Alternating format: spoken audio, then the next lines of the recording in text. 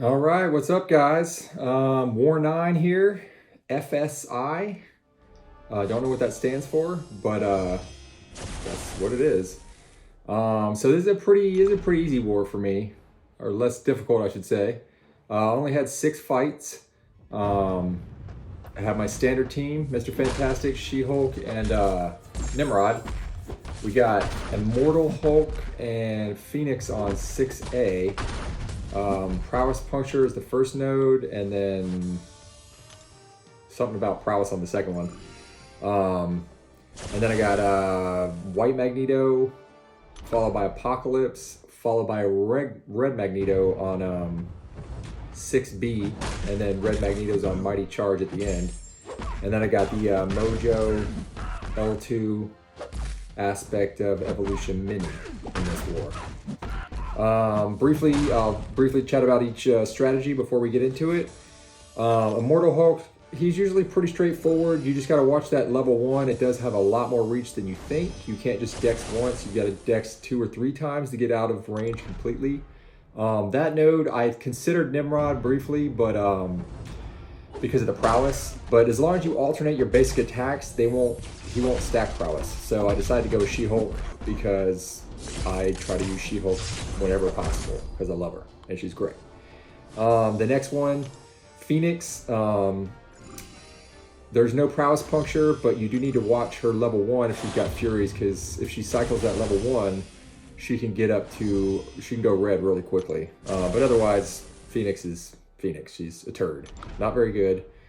Definitely not a good defender, even though she's high ground. And as an attacker, when you got people like Icarus that can stack 200 plus incinerates, it just, Phoenix pales in comparison. But yeah, so the 3 mutants on 6B, well, all Nimrod food. But yep, let's get into it. So here's Immortal Hulk. Let's see what it is here. Prowess Puncture and Combat Deja Vu. That's the one. So I think I only proc 1 prowess in this. I was pretty good about alternating my basics in order to prevent that. Yeah, pretty straightforward fight. Heavies, alternating basic attacks, and I used an invulnerability, I'm pretty sure. Didn't really need the level 2 because this node used to be Aggression Fury, which could get out of hand really quickly depending on the defender. But without that, there's no real, need to be super quick in killing on the node. As you can see, those additional stun durations because he's an XL champ. So She-Hulk gets that, which is great. It's like a free White Mag's passive parry pre-fight. Ooh, drop that level 2. Some power stings. Swipe. Can't get me. And then the Furies last longer. Taunt him. Yep. Get that level 1 out of there. See, look at that reach, man. And the AI's gotten tricky. Kabam has tuned it where they like to neutral walk up to you and just jab you in the face with a light, which a human's reaction time is pretty much, you just can't do it. It's all predictive. You basically just have to predict that light is coming and parry. And I'll parry those, but not terribly often. I usually just try to get back, set up where I can parry a dash in medium. But yeah, those sucker lights, man, they piss me off. Kabam, that tuned AI.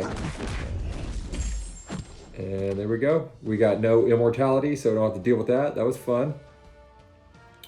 Phoenix, she's got that, I always forget the name of it. Man, so many nodes, can't remember them all. Which one is this? Aggression Prowess. Power Focus, that's what it is. Power Focus 2, so she goes up to 2 bars of power much faster.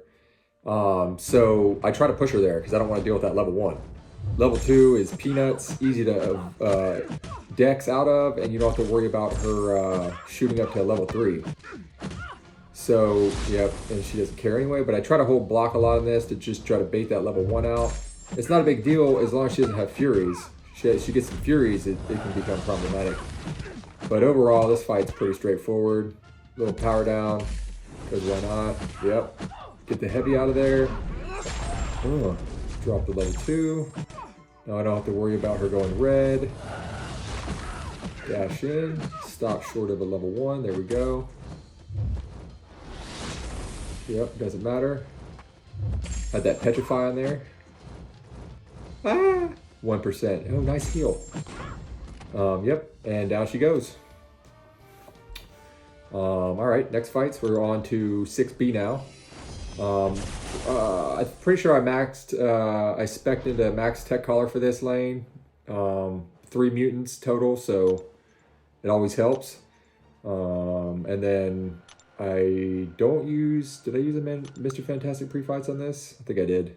Definitely use them on Apocalypse. Nope, no pre-fights. Don't need them. Immediately switch to Blitz to clear this prowess, so we don't have to deal with anything unblockable. Oh, there we go. I can evade the level 1. See? Told you. And then I take one to the face. Just straight to the face, miss the parry there. Drop the satellite dishes on him. Heavies, because why not? Reckless, it is, but it's fun too. L1 looks great. I love the animation. It's just, it doesn't do much. It gives energy vulnerability, but it just isn't very good. But I use it pretty often to finish fights if they're almost dead. Combat power rate on him and possibly petrify. I don't know. But combat power rate plus max tech collar, you're looking at 25, 40, wait, is that right? 25, 35, 30, 38. Yeah, pretty sure it's 38% reduction on their combat power rate, which is pretty damn good. Pretty damn good. The Disorients, they show up, they proc, but they don't do anything because he is AAR immune.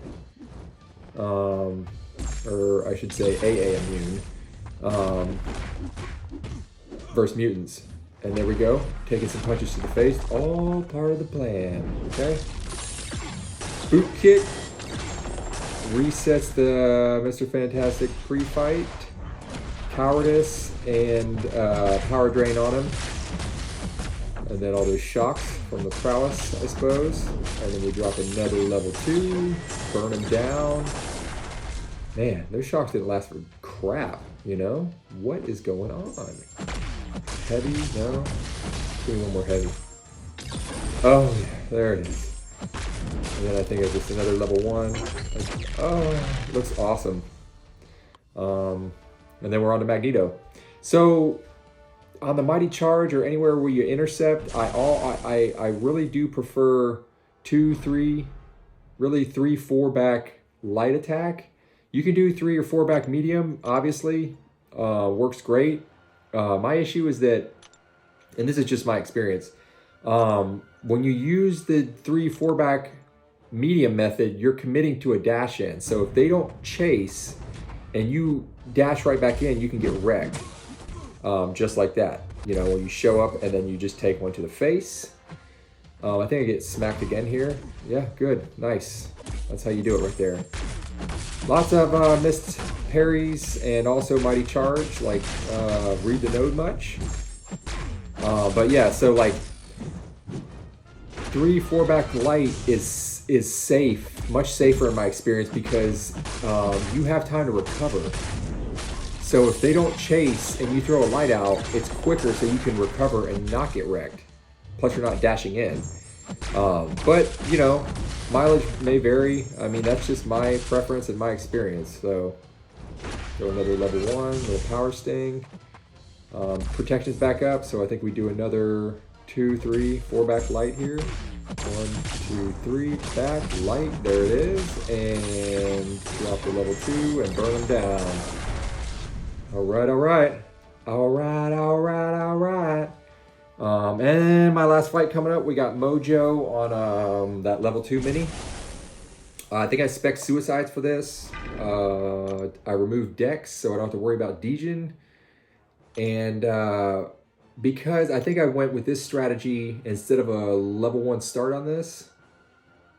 I use invulnerability. I think because when I faced him on 5A, the last war, or one of the previous wars, it was so good with all the power stings that I just went for the power suppression route, you know? Keep stacking those withers and let him kill himself with the power stings. I mean, it kind of sets up really good because he's extra large. So the furies last longer, the taunts last longer, the stuns last longer. So yeah, you know, just keep his power maximum suppressed. Look at that, 14 stack of withers. I get a 20 in this one. 15, 20 stacks. Oh, that top kick. And this is gonna be it, guys. Thanks for tuning in. Next war coming up. Peace out.